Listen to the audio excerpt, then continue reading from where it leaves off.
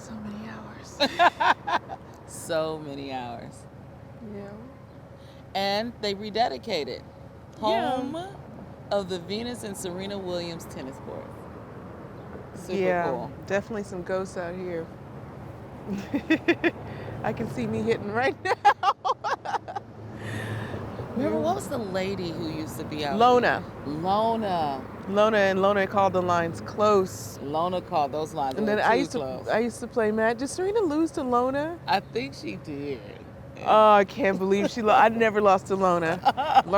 She called the ball out. Didn't matter if it wasn't even close to the line, that ball was out. Lona really was not a great tennis player, but she loved the game. Loved the game. I guess she's from like an island, huh? Yeah, because she had an accent. She had an island accent, but But we didn't know at the time. we knew it was island, I guess. We couldn't Yeah. really like tell which island. Yeah. We were too young. She drove a Saab, I remember. Red, was it red? Yes, I used to think she had to be rich. I remember thinking at the time, I was like, a Saab? I don't know why I thought that. It's so Yeah. weird, right? 8 years old, and you're thinking, why is she driving a Saab? Yeah. That's so funny. I used to think that she just had to be rich. And then there were so many people who would come out, and I called them daddy's friends. The professor? The professor. I like the professor. I wonder where he is. And they would play doubles. And Jumo. Jumo. Jumo. In his van. He passed away. That's what Daddy said. A few years ago. Yeah. Jumo, what did he do? He, in terms of, like, he just loved, now another one that just absolutely loved the game. And he chose to live his life. He chose to kind of, not necessarily be off the grid, but he chose to live his life. But did he free. work? I mean, from what I understand, he had some kind of, I want to call it like an endowment of sorts, but he didn't have an official job. He stopped working. He decided to stay in his van and live in his van and play tennis. And that's what he wanted to do. And he lived his life on his terms. I remember I thought Jumo was weird, but looking back, I also thought he was harmless. Yeah. Yeah. From a child's eyes. Yeah. I just thought he was like out there, but harmless. Innocent. And he was also terrible at tennis. But they all thought that they could play. I used to beat Jumo too. They all thought that they could play so well. Can you believe like the characters that we like played against? You were beating Jumo and Lona and the professor. That was easy prey though. At like 9 though. Like that you were was beating them prey. at 9 years old. So, and it was all a part of the process because Daddy wanted you to see different balls, right? Daddy wanted you to see what it felt like to play against different people. Mm-hmm. And so he would always get them to play you and Serena. And it was super cool. They play a set and you never lost. Destroyed them. No mercy. None. What a heartless child. I guess it just seems like another life in a way. Really? But also the level of responsibility that was just taken on by everybody. Level of responsibility that, I had to have to just be out here and I don't know. I guess maybe that part's emotional. Like, I'm just now getting a life. Like after all this time, like that was the life, and now getting to experience some different things. So I guess maybe that's. I don't know. It was hard. Yeah, I remember you. At the time, no, but like looking now, it's like that was really hard. I remember you were having a growth spurt. I'm about to tell a story a lot of people don't know. You're having a growth spurt, and so your bones were offset, and they had put you in a cast. And Daddy would ask you like what you wanted to do, and you said you wanted to play tennis. And you were so small. And he would come out here, and you would be out here in a chair hitting volleys. Do you remember that?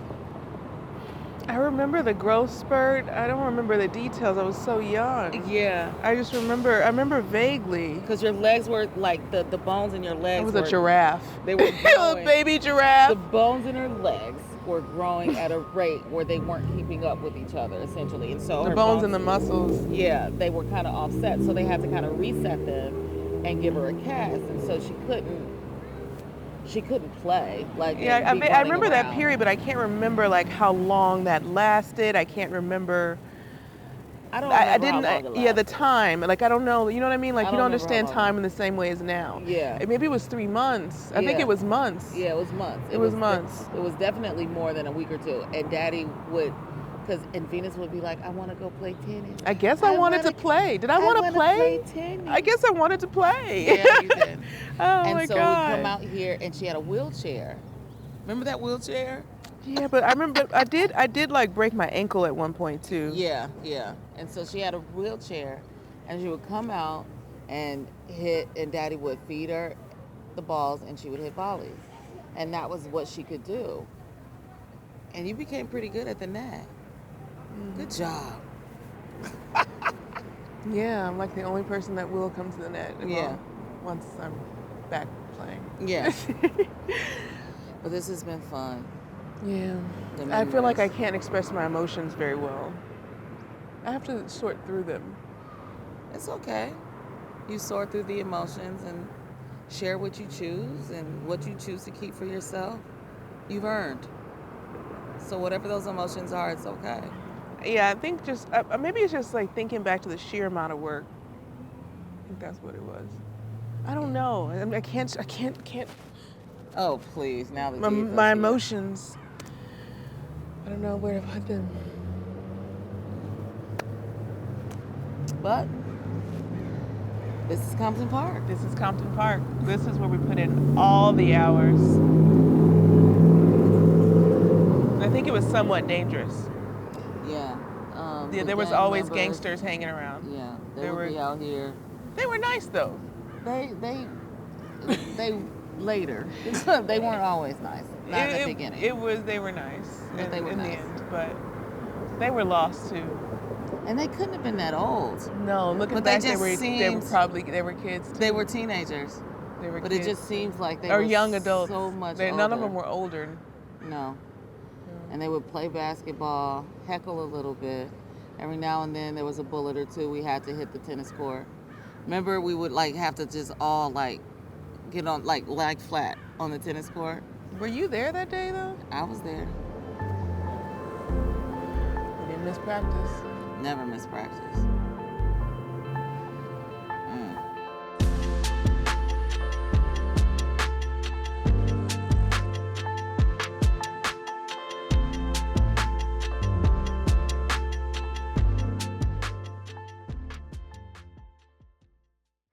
Okay, so we've arrived to the Yetunde Price Resource Center, and it's very special because Yetunde Price is my sister. And unfortunately and tragically, she is not here with us today, but we're able to do this center in her memory and our family's memory, and most of all, serve our community. And the reason I say our community is it's still my community. I still have roots here. I'm so proud to come home and say, this is my home, this is where I'm from. And I'm very proud when I say Compton, that people know what Compton is and where it is. So we're here today at the Resource Center for a walkthrough for our official opening after our remodel. And we're very happy because this is what the community wanted. They wanted to stay here. They wanted this center to stay right here where it was. So we remodeled the space instead of getting a new space. And we're just happy to be able to provide all sorts of resources for my hometown. With the loss of our sister, the oldest of the Price Williams sisters, and one of the things that we've always wanted to do is to be able to try to do what we could for the communities like the one that we came from. And doing something with the legacy that Yetunde left, to not necessarily recreate the wheel, but to provide assistance with resources and programmatic things that the people in the community could actually benefit from and learn from and really make an impact in a real way, is what we've always wanted to do. We've been doers, not just dreamers. And so we wanted to kind of pass that on to the community. So we thank you guys for coming, for seeing the renovation of the space. It's been a special thing that's taken some time, even through COVID.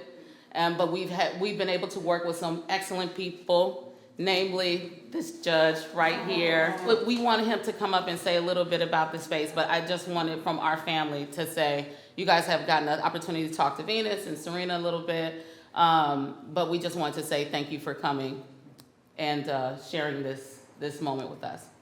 My name is Kelvin Filer, and I currently sit as a judge over in the Compton Courthouse, and I do have to get back over there right on West 30th. But I'm so glad that I had an opportunity to say a few words, because it's really, it's poetic that we're standing right here.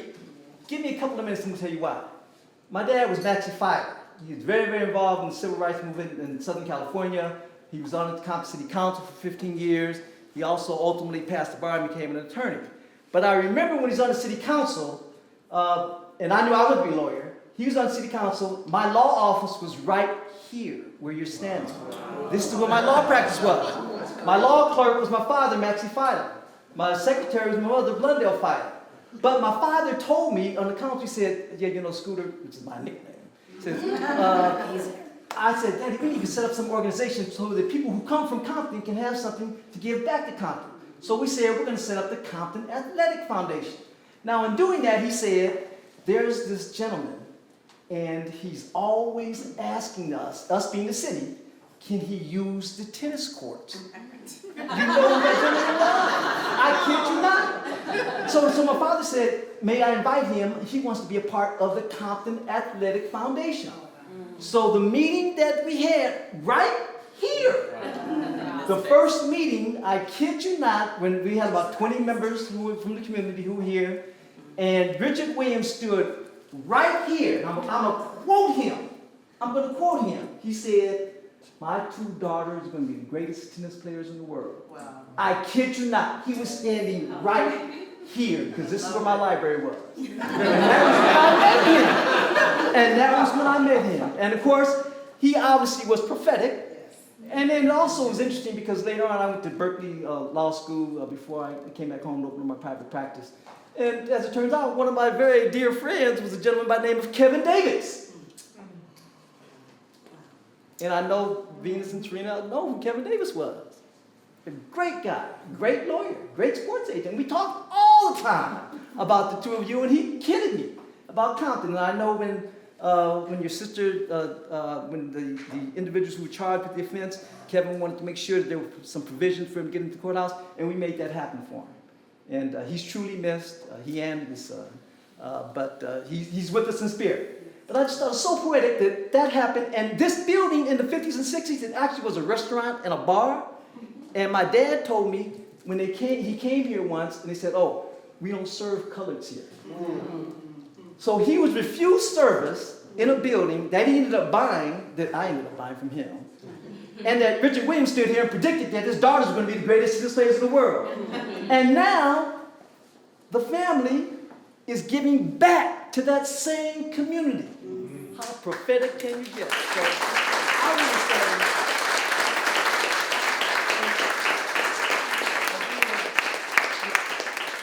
say, judges can be like pastors. You got to be careful when your wife is there for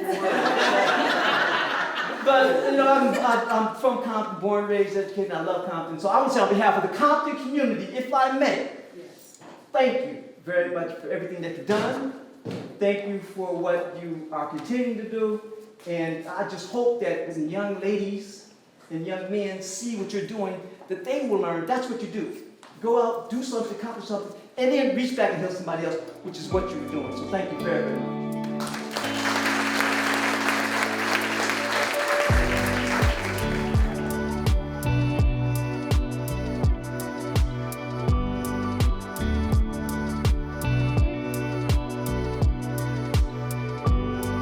So today was a real walk down memory lane, like very happy moments where it's like, oh, I'm happy to be back, very contemplative moments where I couldn't even figure out my own emotions.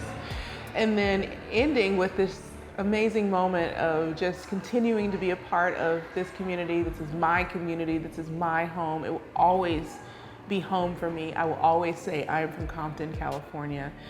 And I'm so excited to share this with you, especially in light that we are up for some Oscar nominations for the King Richard film. So if you haven't seen it, please watch it. And this is me sharing my life. So yeah, hit subscribe, hit all the things. You know what to do. If you love this, hit like. I'll see you next week.